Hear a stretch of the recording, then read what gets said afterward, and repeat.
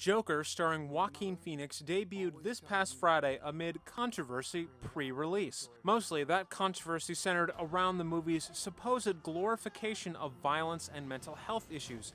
Some even insinuated that violence could happen at the debut. But ultimately, nothing happened. But Brian Price at RIT is a visiting assistant professor in the School of Film and Animation, and even he got caught up in the controversy. I told my wife I was going to go see it, and she said, make sure you're sitting near a fire exit. And so that definitely added a layer to the experience. But he says that the film does not glorify violence. I think a lot of what people were concerned about was worthy of being concerned about. It's just that, this isn't a movie necessarily intended to provoke violence, but it is certainly intended to provoke conversations about the things that provoke violence. I thought this film presented violence in a way that was the antithesis of the way you usually find it in a blockbuster comic book film, which is slick and fun and exciting. There was nothing fun about this violence. It was visceral and shocking and disturbing. Jared Case, the curator of film exhibitions at the George Eastman Museum, agrees. I don't think that it glorified violence at all.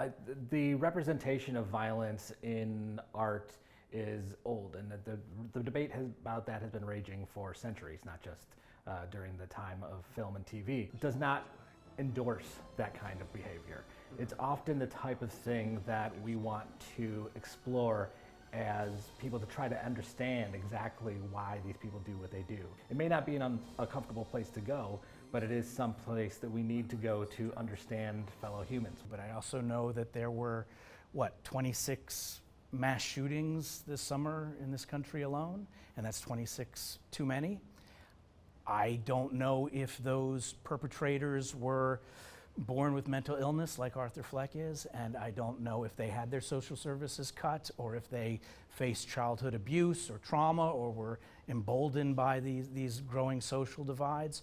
But I do know that all of those murderers had one thing in common, and that was none of them saw Joker. Price says that this kind of controversy happens often, citing Clockwork Orange, Taxi Driver, and Child's Play, but adds, it's how these movies are reflecting the culture. I think that what the film is trying to say really is that this disenfranchisement, whether it's the ability to get social services or the disparity in income or the way that people that have these resources view and treat people that don't have the resources, is something, it's an issue that it's trying to explore through this character that's been in existence for 80 years. Every generation gets the Joker that it deserves.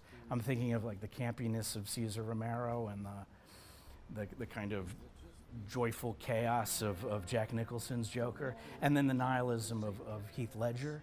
But this Joker, Joaquin Phoenix's Joker, is deeply rooted in issues that we're dealing with today, particularly the growing social divide between the haves and the have-nots. I think that it is a profile of a disaffected individual in our society, that one could easily relate to a real-world individual who is troubled. The movie is asking us to try to understand that character and to understand the forces that are motivating them, not to identify with them necessarily. Dan Gross, News 8.